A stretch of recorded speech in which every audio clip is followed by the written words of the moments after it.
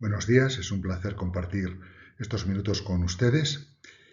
El tema que he elegido es simplemente la presentación y alguna reflexión a propósito de la contribución que la Conferencia Episcopal de Obispos norteamericana ha hecho con una serie de propuestas al gobierno de Estados Unidos a propósito de la inteligencia artificial. Nos encontramos en un contexto de una nación con un gobierno y una constitución laica, pero abierta a la participación y a la escucha de cualquier otra institución que puede, como asociación intermedia, enriquecer la reflexión e influir en las medidas que se propongan para su aprobación. Como contexto, quiero resaltar lo que yo considero la principal aportación de la inteligencia artificial y también su máximo desafío. Son innumerables los campos en los que la inteligencia artificial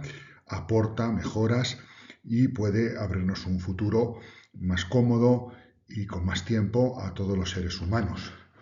Pero fundamentalmente creo que el desbordamiento que su desarrollo ha producido ha puesto sobre la mesa cuestiones sobre quién es el hombre, a diferencia de la inteligencia artificial, sobre qué es la educación, sobre qué significa el trabajo y su futuro, y un largo etcétera, pero son cuestiones de tipo esencial, de tipo filosófico, que permiten enriquecer el planteamiento actual. Y esa sería, frente a las aportaciones menores, en ese sentido, por menos profundas, pero también muy importantes en el campo de la educación o de la salud,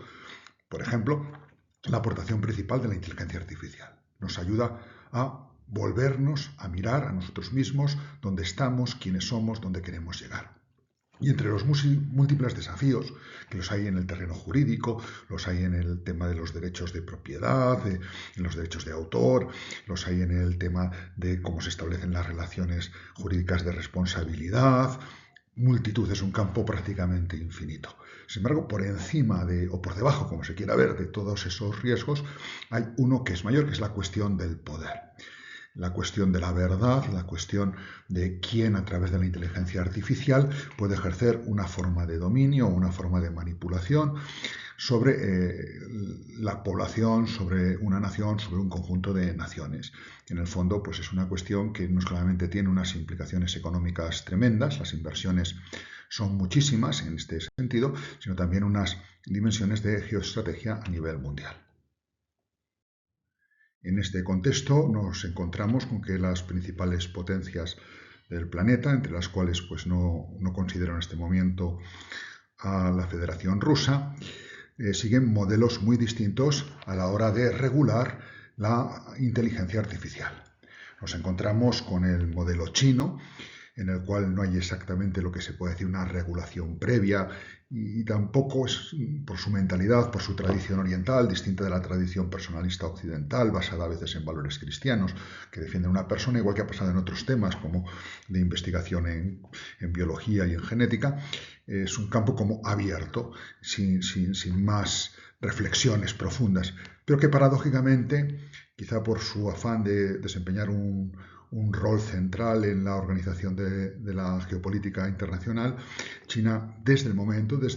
por ejemplo, los encuentros de Londres, al principio del boom de la inteligencia artificial, se ha mostrado partidaria de un diálogo internacional para conseguir una regulación común que vincule a todos los planetas, a todos los países. Y en ese sentido coincide un poco con las orientaciones de la UNESCO, que son orientaciones y por eso quizá precisamente tampoco tengan mucha influencia porque no van vinculadas a compromisos políticos ni a ningún tipo de sanción en políticas. Junto al modelo chino tendríamos el modelo europeo, que es un modelo garantista, un modelo que legisla a priori para proteger el bien personal y el bien social. Este modelo ha sido muy criticado desde el punto de vista económico y tecnológico porque sitúa a Europa, que no tiene, a diferencia de China con DeepSeek, o Estados Unidos con las múltiples inteligencias artificiales que llevan muy desarrolladas,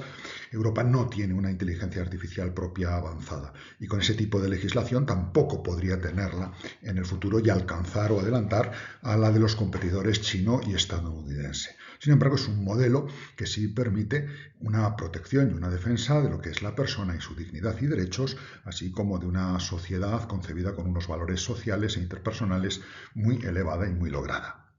Junto a ese modelo tenemos, en tercer lugar, el modelo estadounidense, de una base de pensamiento muy liberal, en el cual la regulación es a posteriori. Es decir, cuando se produce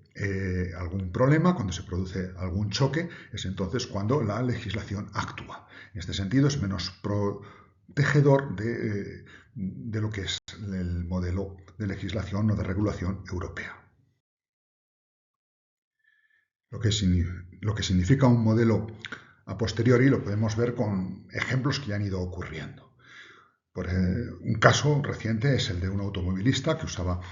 un coche con un sistema de asistencia por inteligencia artificial capaz de ser gobernado autónomamente por el propio vehículo, por la propia inteligencia artificial. El conductor en cuestión, llegado a una situación de conflicto, de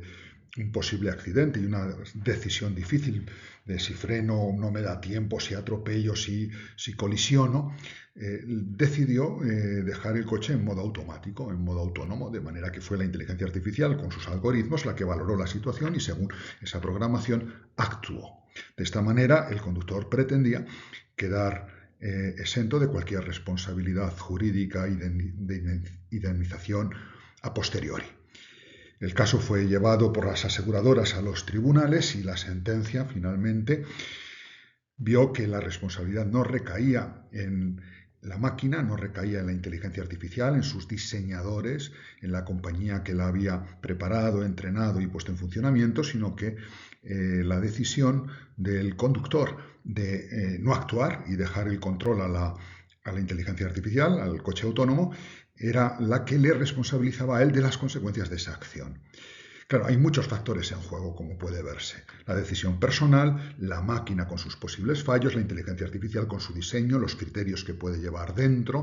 el valor de la vida, el valor de los bienes, un montón de cosas que no se pueden reducir a puro cálculo, la responsabilidad de los que la han diseñado y entrenado de esa manera, la responsabilidad de la compañía que la ha puesto en marcha, la responsabilidad circunstancial de cómo están diseñadas las carreteras, las calles, las señalizaciones, etc. Bien, la sentencia sienta un precedente de que la responsabilidad personal del conductor sigue ahí. Bien, eso es un ejemplo que luego irá creando lógicamente su tradición jurídica, de manera que se va a ir así regulando caso a caso y engordando todo ese campo inmenso de la inteligencia artificial. Este es un caso pequeño, pero como podremos imaginar, en sanidad, en economía, en inversiones, en armamento, en multitud de campos, es tremendo.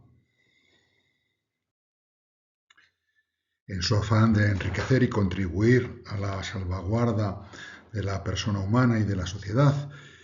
en un tono positivo y también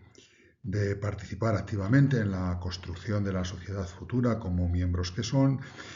la Iglesia Católica a través de la Conferencia Episcopal norteamericana elaboró el 9 de junio de este año 2025 un documento con una serie de propuestas a considerar que pueden como completar esa visión a posteriori y ponerla como a caballo con el tipo de legislación europea. Pero bueno, depende ahora también de en qué medida hay una recepción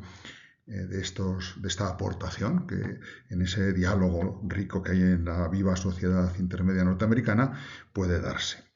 ¿En qué consiste la aportación de la Conferencia Episcopal norteamericana? Pues en señalar 3 principios éticos, el primero de los cuales es la dignidad de la persona humana, que debe ser siempre colocada en el centro del desarrollo tecnológico, de manera que la tecnología siempre será como un complemento a lo que los seres humanos somos y no debe sustituirnos. Y desde ahí pues se avisa de la necesidad, por lo tanto, de mantener la responsabilidad ética o de dejarse llevar por mentalidades de tipo transhumanista que pueden también atentar contra la misma vida humana. Un segundo principio es el cuidado por el pobre, donde se señala que la inteligencia artificial ya en su diseño debe estar atenta a evitar el riesgo de las brechas o que éstas se incrementen en el caso de ser ya existentes, o también estar especialmente atenta a su uso en el tema de las migraciones. cualquier comentario aquí sobra, pues todos somos conscientes de la dramaticidad y urgencia de este tema, y especialmente en la Unión Europea, casi tanto como en Estados Unidos, con las diferencias de aproximación legal y de mentalidad que hay en ambos sitios. Un tercer principio, y en mi punto de ver que toca con una de las amenazas o desafíos más fuertes de la inteligencia artificial, es el principio del respeto por la verdad. Porque el manejo de la información, de los big data que la contienen, el compartir conocimiento, el favorecer la comunicación entre las personas, debe estar siempre orientado, y la regulación debe cuidarlo para que se respete la verdad, fundamento de cualquier comunidad, de cualquier tipo de convivencia. Bien, pues junto a esos tres principios claros, dignidad de la persona humana, cuidado del pobre y el respeto por la verdad, la Conferencia Norteamericana de Obispos hace también unas consideraciones políticas a los terrenos en los que esto se concreta. Son 5. El primero es la vida familiar como el lugar donde se humaniza y se personaliza la sociedad. Y por lo tanto, cómo la inteligencia artificial debe evitar tener un efecto de aislamiento que debe ser contrarrestado con las medidas necesarias y las políticas que aseguren que se promueve ese desarrollo personal, ese desarrollo moral, y que se impide la manipulación a través de diferentes tecnologías, tanto de tecnologías de la vida como de otros temas pues como más inmediatos, como puede ser su utilización con la pornografía, especialmente atentos a lo que sería el tema de la infancia. Es en el fondo colocar la persona al centro en su dimensión familiar. Un segundo terreno de políticas a los cuales se debería prestar atención es las que tienen que ver con la economía y el trabajo. Y aquí se subraya como el trabajo, más que verse desde una positiva versión de producción del hombre hacia afuera, también tiene una dimensión subjetiva. El trabajo no solamente es hacer cosas de un tipo o de otro, sino que es hacerse uno mismo, una dimensión subjetiva que el desarrollo de la inteligencia artificial pone sobre la mesa con otros muchos temas. Un tercer campo a iluminar son las políticas que tienen que ver con la sanidad, la educación y la vida civil. De manera que ahí se mantenga el derecho a la integridad de la identidad corpórea, el desarrollo de la vida y especialmente pues, las necesidades básicas de alimento, cuidado, vestido, asistencia sanitaria, descanso y servicios sociales. Ahí la inteligencia artificial puede aportar mucho, pero también requiere una atenta regulación.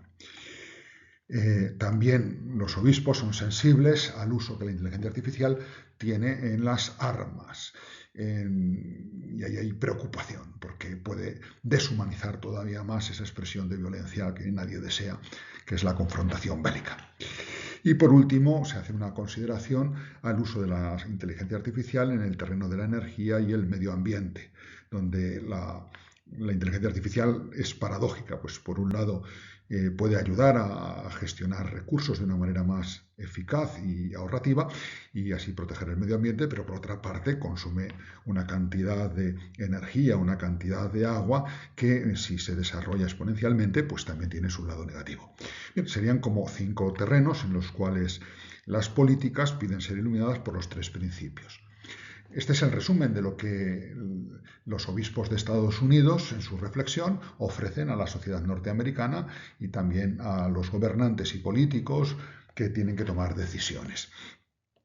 A mí lo que me gusta es cómo es una sociedad en la cual se puede hablar de estas cosas. Los diferentes agentes procedan de donde procedan, tienen esa voz y los demás las escuchan, les hacen caso, no les hacen caso, las admiten, no las admiten, pero se permite un diálogo rico. Si es suficiente la postura a posteriori inicial de los legisladores norteamericanos o es mejor una inteligencia artificial regulada a priori, como es el caso europeo, pues es algo que tendremos que ir viendo. Lo que sí es indudable es que todos estos problemas no son solamente económicos, no son solamente jurídicos, no son solamente políticos, sino que tienen unas conexiones profundas con lo que significa vivir en sociedad, con lo que significa la dimensión ética de la persona y la sociedad y por lo tanto también con lo que es la cuestión antropológica de nuestra identidad y de quiénes somos. Muchas gracias por su atención.